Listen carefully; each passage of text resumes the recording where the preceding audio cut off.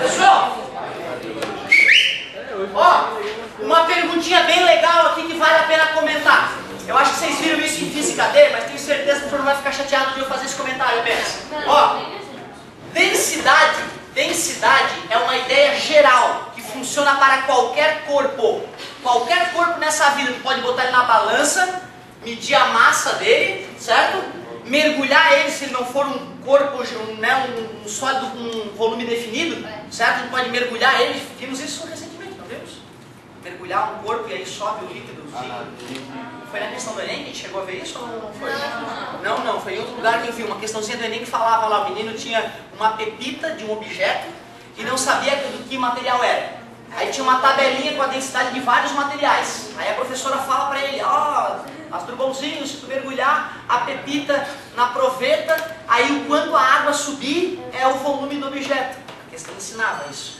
E aí dava lá os dados para o aluno calcular o volume, calcular a densidade e pela tabela descobrir qual era o material. Como Arquimedes, lembra? Arquimedes na coroa, aquela história toda? Conhece a história da Arquimedes? Isso, exatamente. Então, ó, densidade é massa sobre volume, é uma ideia geral que funciona para tudo. Inclusive para corpos que têm partes ocas dentro.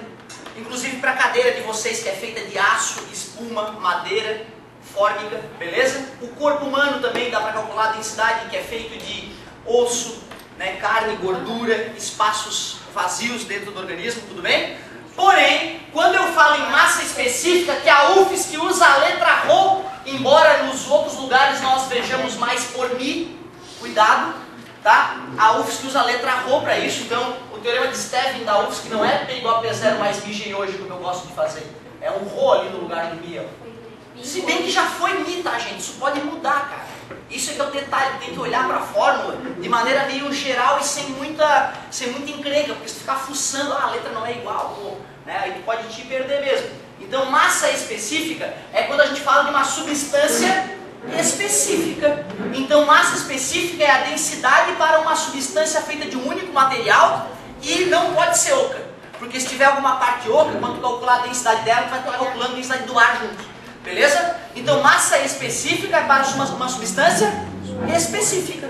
Beleza? Então, massa específica do ouro, do alumínio, certo? Da prata, beleza? Agora, da cadeira, aí é densidade, porque eu teria que falar da massa específica da madeira, do aço, da espuma, mas do corpo misturado com várias coisas não faz sentido chamar de massa específica. Aí a gente chama de densidade, ou seja, matematicamente o mesmo conceito.